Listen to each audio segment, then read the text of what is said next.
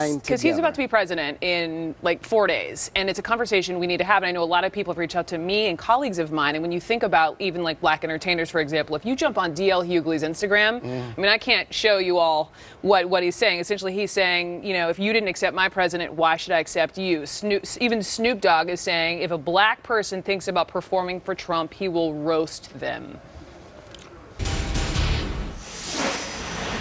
Hi there, I'm Brooke Baldwin. You're watching CNN. Thank you so much for joining me on this Martin Luther King Jr. Day. As the nation, of course, honors the civil rights leader, his son, Martin Luther King III, just met with President-elect Donald Trump.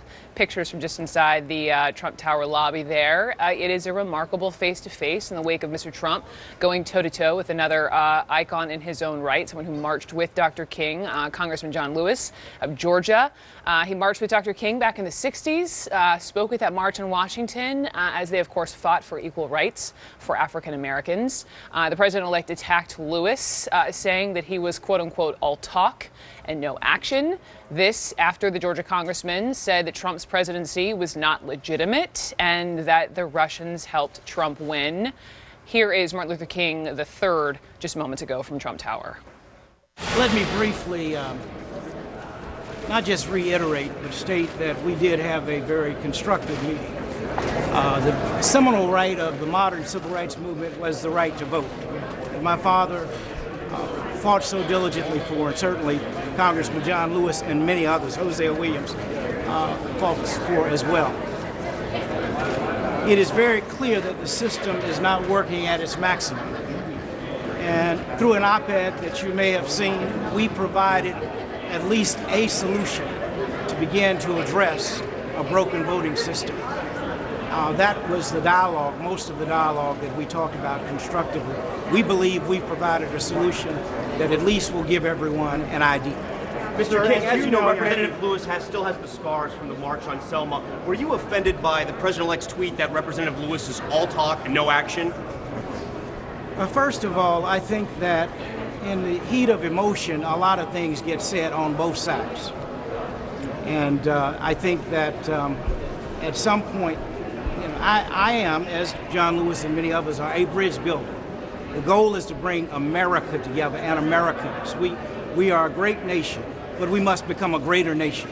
And what my father represented, my mother represented through her life, what I hope that I'm trying to do is always bring people together. As you know, many African Americans are very concerned about a Trump presidency.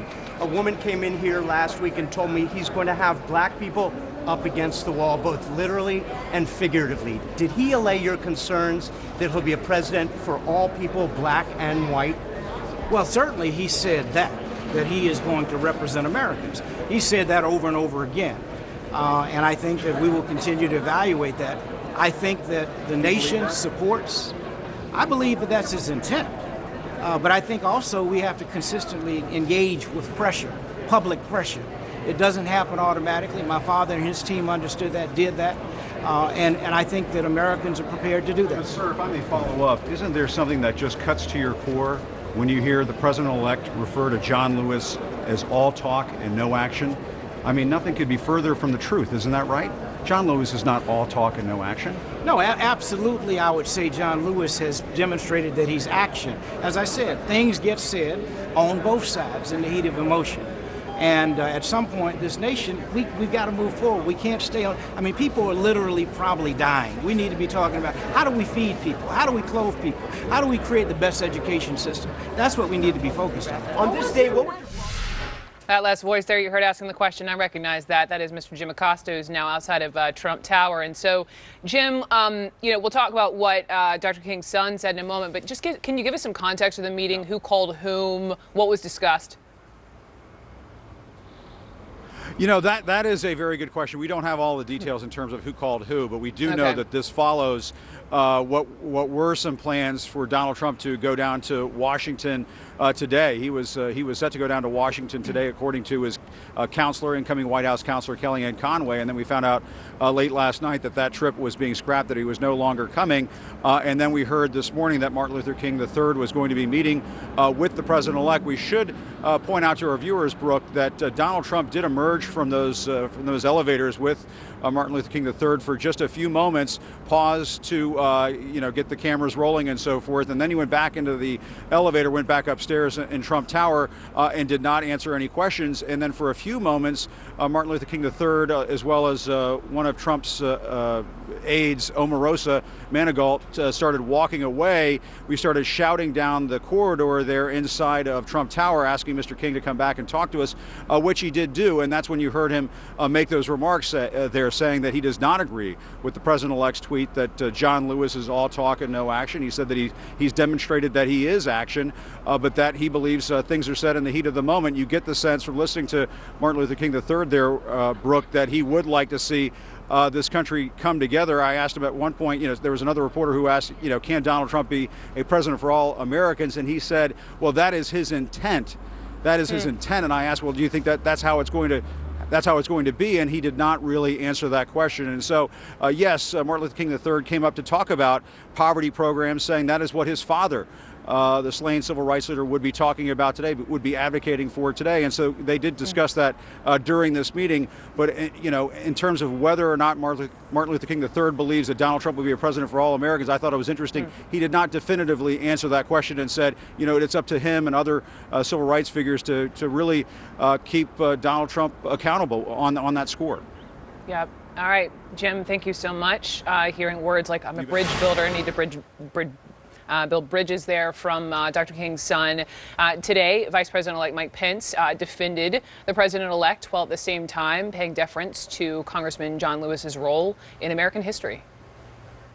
You'll see President-elect Trump take the oath of office, speak to the nation in his inaugural address, surrounded by 4 of the 5 living presidents. It is a testament to the world of the vibrancy of our democracy, and for someone of John Lewis's stature to lend credibility to the baseless assertions of those who question the legitimacy of this election is deeply disappointing. I hope he reconsiders it. With me now, Mark Morial, the president and CEO of the National Urban League. It's so nice to always have you on. Hey, Thank you Brooke, so much thanks for swinging by. Yeah, happy Martin Luther King Day. Thank you, same to you. First just beginning with Congressman Lewis, and yes, he is this civil rights icon, but he's also a Democratic politician, and he called the president-elect illegitimate with a week to go before he's inaugurated. I mean, Congressman Lewis started it. He knows what he's doing. Do you think that he was looking to start something?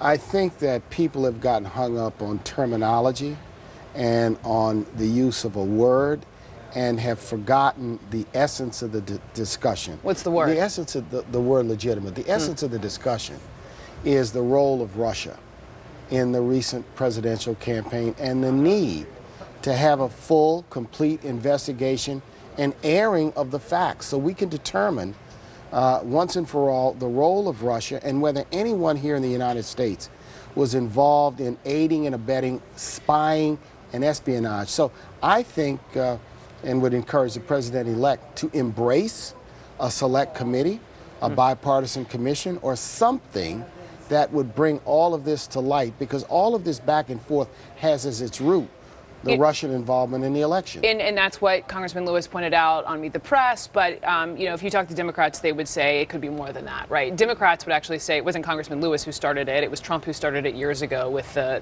birther movement, the birther conspiracies. And do you think that there is a piece of that at play here? There was a kick in the gut for so many of us to see the effort to destabilize and discredit Barack Obama by suggesting he wasn't an American citizen after he was elected president of the United States. And Donald Trump did associate himself and became one of the spokespersons and leaders of that. So this may be part of that continuum. Do you think it's a piece of it for Congressman Lewis? I don't know. I really think, I take Congressman Lewis really at his word that the concern over Russian involvement is what's driving this. Those of us who focus on and work on voting rights, want the democracy to be clean, to be pure, to be open, to be transparent. And if foreign nations are now involved in our elections, if foreign leaders are now involved in our elections, whether they impact it or not, it's espionage, it's spying, it's inappropriate, it's illegal. No, and finally at the news conference, Trump acknowledged it, but, you know, you talked to a lot of people and he didn't go far enough, and we're waiting to see if he puts mightier words behind that. But, you know, when you look, Mark, bigger picture, black community, and I was sitting here as we were watching on Friday, you had Steve Harvey, you know, talk show host, comedian Steve Harvey roll through Trump Tower. And he said he was invited by the Obama administration and by the Trump transition team to go in there. And he says he's passionate about, you know, helping out, improve urban blight in inner cities in this country. Mentioned Chicago and Detroit, but since he went in there, if you jump on social media, he has been eviscerated by a lot of African Americans in this country, and so he addressed it on the radio. Here he was. I have an obligation to take a seat at the table when invited. You know, change can only happen when we sit at the table. If we sit at the table, then we can have a say-so onto what's to be eaten on the menu. On a personal note, a lot of y'all hurt me. You really did. I didn't expect the backlash to be so vicious. If I'm gonna keep getting stabbed at, then at least while you stabbing me, you should understand my intent for even taking the meeting in the first place. It ain't about me and my personal gains. It's only that I care about the inner cities. So here's what's important, Brooke. Yeah. There are a lot of raw feelings, a lot of emotion, people who want to be part of public resistance, and there's going to have to be public resistance. But I think sitting at the table and having dialogue That's what he around wanted. That's what he public said. policy. So to the extent that that conversation was about young black men, unemployment and economic opportunity, it was certainly a good conversation. But I think now I would encourage the president-elect to have conversations with mayors, with leaders of organizations who work on solutions, to meaningfully engage. What about you? President-elect Trump calls you up, Mark. Says, I want you to have a seat at the table. If it's a real seat, what I'm not interested in It's a seat. is a photo op. No, it's a legit seat, and it's part of a conversation. I will always take a seat at the table. And I will be forceful, and I'll be forthright. And when you get slammed like Steve Harvey was. I've been slammed many, many times. So Brush you got to be tough enough. You have to take it. But it's important to understand that so much of this is that people still have raw feelings about this election. It's not going to easily go away. But it's the gut punch, Mark, that you mentioned a second ago, I think, from years of feeling punched by about to be the man who's about to be president, right? And then you factor in... And it's a conversation during the campaign. It's all of the rhetoric that went on during absolutely, the campaign. but it's a conversation because he's about to be president in like 4 days, and it's a conversation we need to have. And I know a lot of people have reached out to me and colleagues of mine, and when you think about even like black entertainers, for example, if you jump on D.L. Hughley's Instagram, I mean, I can't show you all what he's saying. Essentially, he's saying, you know, if you didn't accept my president, why should I accept you? Even Snoop Dogg is saying if a black person thinks about performing for Trump, he will roast them. Let me tell you something. I understand the way they feel, and I think that their feelings are real and they're genuine. When the president is seated, we've got to work to save the nation.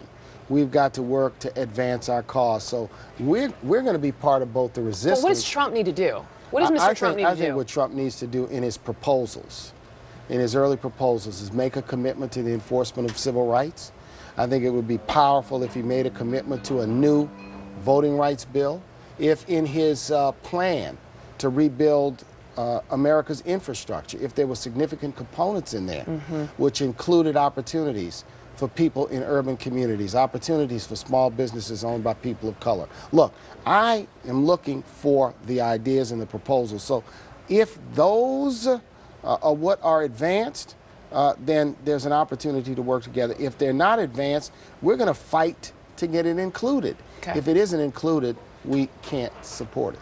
Mario. Thank you, Brooke. Thank Always. you. Appreciate it so Appreciate much. it. Coming up here on CNN, we do have breaking news today involving that Pulse nightclub shooting down in Orlando from last summer. The wife of that attacker has just been arrested in California. We have details on that coming up. Also ahead, President-elect Trump ramping up his feud with outgoing CIA Chief John Brennan, suggesting Brennan might have been responsible for leaking classified information about him.